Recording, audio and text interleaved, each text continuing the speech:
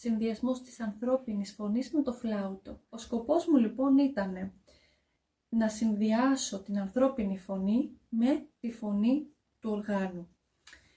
Το πρώτο πράγμα που σκέφτηκα είναι η ανάσα. Ο άνθρωπος τι κάνει? Αναπνέει, κάνει την εκπνοή της, να τη συνεχίσουμε μέσα στο σώμα του οργάνου. Να υπάρχει έτσι ένας απόϊχος, να υπάρχει το... Δηλαδή, τη μισή εκπνοή να τη βγάλει έξω από το όργανο και την άλλη εκπνοή μέσα στο σώμα του οργάνου, χωρίς να παραχθεί όμως ήχος.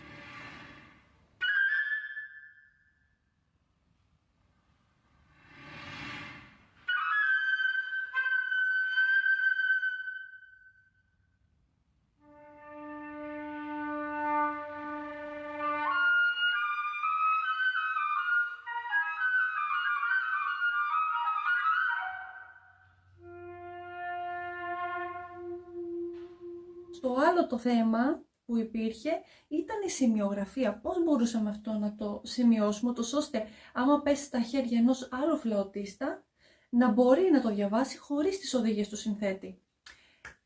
Και καταλήξαμε να το γράψουμε έτσι.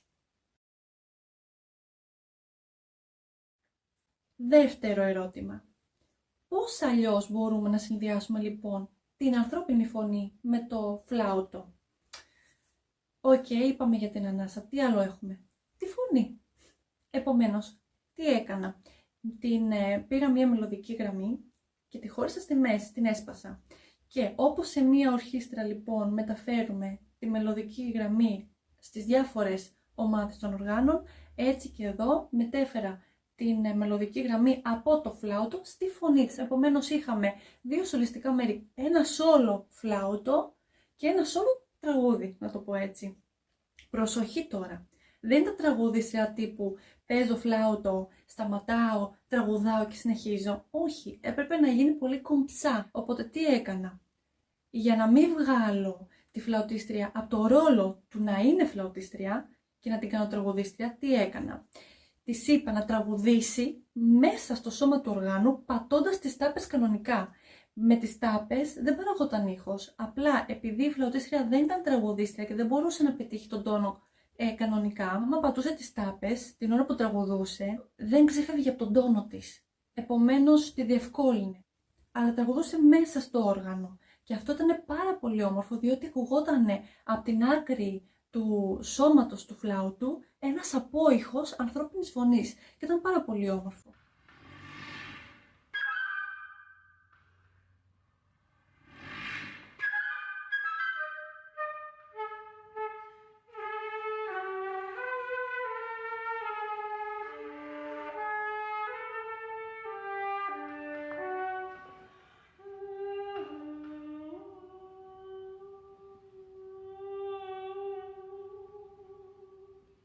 Πώς λοιπόν μπόρεσα να εκφράσω αυτήν την τεχνική πάνω στο χαρτί?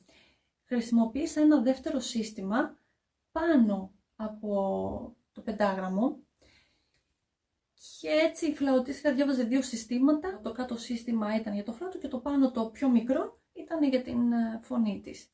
Το τρίτο πράγμα το οποίο ήθελε προσοχή ήταν οι ραφές. Δεν ήθελα σε καμία περίπτωση, δεν ήταν και όμορφο βέβαια ακουστικά, να φαίνεται βασικά η μετάβαση από το φλάουτο στη φωνή. Έπρεπε να γίνει ομοιόμορφα. Έτσι τι έκανα? Στη σημειογραφία έβαλα μια γραμμή λεγκάτο που να πηγαίνει προς το κάτω πεντάγραμμο. Έτσι της είπα ότι χωρίς ανάσα θέλω να συνεχίσεις από τη φωνή σου στο φλάουτο ή αντίστροφα, δηλαδή από το φλάουτο ομαλά στη φωνή σου.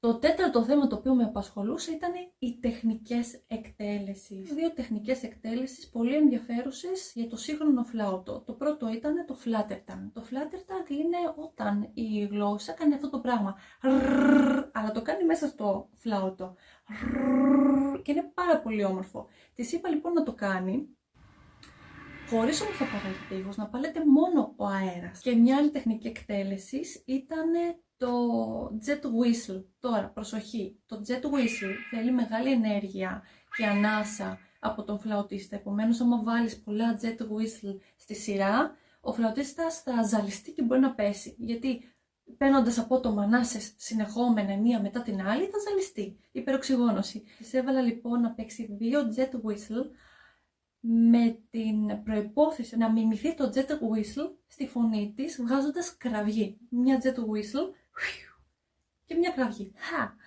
Το θέμα είναι ότι στην πρόβα σκάσαμε στα γέλια. Όταν έβγαζε κραυγές, κοιταχτήκαμε και χτυπήθηκαμε στο πάτωμα από τα γέλια. Γιατί, δεν ξέρω, μας φάνηκε πάρα πολύ αστείο. Σαν να υπήρχε ένα κοράκι να κράζει, δεν ξέρω, ήταν πολύ αστείο πάντως. Και έτσι το βγάλαμε. Γιατί είπαμε ότι το έργο δεν προοριζόταν για κωμωδία. Είχε πιο σοβαρό ύφος. Αν το προορίζαμε για κωμωδία, τότε θα ήταν εντάξει. Αλλά επειδή είχε πιο σοβαρό ύφος, δεν μπορούσαμε να βάλουμε αυτή τη τεχνική, το κρά δηλαδή στη φωνή. Ήταν λίγο περίεργο. Το αφαιρέσαμε. Λοιπόν, και ναι. Ήταν μια πάρα πολύ διασκεδαστική εμπειρία. Είναι πάρα πολύ σπάνιο να βρεις έναν μουσικό ο οποίος θα ενδιαφερθεί να συνεργαστεί με έναν συνθέτη. Να διαθέσει λοιπόν αφιλοκερδώς το χρόνο του για να συνεργαστεί με έναν συνθέτη. Μου έχει τύχει να έχω πληρώσει πιανίστρια για να με βοηθήσει να παίξουμε κάποια κομμάτια και δεν διάβαζε. Παρόλο που την πλήρωνα, δεν διάβαζε. Δεν είναι λοιπόν μόνο το χρήμα στη μέση, δεν είναι μόνο η πληρωμή, η αμοιβή.